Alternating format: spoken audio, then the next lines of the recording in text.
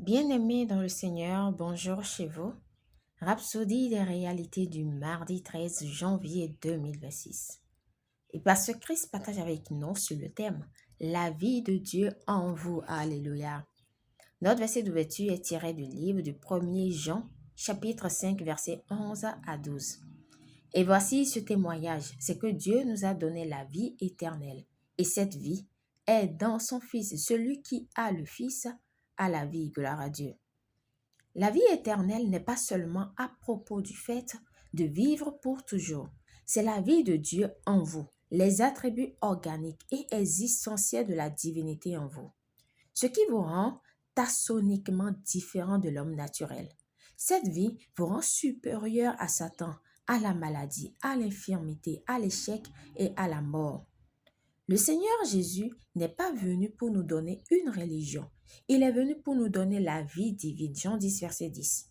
Dans Jean 10, verset 27 à 28, il a dit, « Mes brebis entendent ma voix, je les connais, et elles me suivent. Je leur donne la vie éternelle, et elles ne périront jamais. » Gloire à Dieu. Lorsque vous avez la vie éternelle, vous êtes séparés de ceux qui pourraient périr. Jean 3, verset 16 dit, « Car Dieu a tant aimé le monde qu'il a donné son Fils unique, afin que quiconque croit en lui ne périsse point, mais qu'il ait la vie éternelle. » La vie éternelle vous rend indestructible et invincible. Elle fait de vous un participant de la nature divine. Ainsi, en tant que personne née de nouveau et ayant reçu la vie de Dieu, vous êtes à 100% divin, même en ayant un corps humain. Alléluia. Votre corps est l'enveloppe extérieure du vrai vous, votre esprit, dans lequel se trouve la vie et la nature de Dieu. C'est la raison pour laquelle votre corps est influencé par la puissance et la gloire de la vie divine en vous. Une autre belle vérité est que vous êtes un distributeur de cette vie, la vie de Dieu en vous. Tout ce que vous touchez et toutes les personnes que vous touchez prennent vie parce que vous êtes nés à l'image et à la ressemblance du donneur de vie, le Seigneur Jésus-Christ, le deuxième et le dernier Adam. Lisez 1 Corinthiens 15, versets 45 à 47.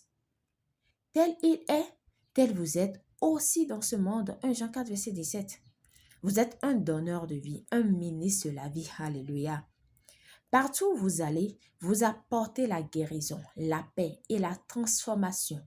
Lorsque vous imposez les mains aux malades, la vie en vous jaillit pour apporter la restauration. Lorsque vous prononcez des paroles de foi, la vie est transmise à chaque situation. Vous appartenez à une classe supérieure, à une espèce divine, choisie et mise à part par Dieu pour manifester sa vie, sa gloire et sa justice sur la terre. Alléluia. Béni soit Dieu. Priez. Cher Père, je te remercie de m'avoir donné la vie éternelle et de m'avoir ainsi élevé à ton rang d'être. J'opère avec sagesse divine, puissance et excellence. Je suis un dispensateur de vie et du parfum de ta gloire partout. Merci Seigneur. Au nom de Jésus, Amen. Pour une étude approfondie, nous lisons 1 Corinthiens 15, verset 45 à 47, 2 Pierre 1, verset 4, 1 Jean 5, verset 11 à 13.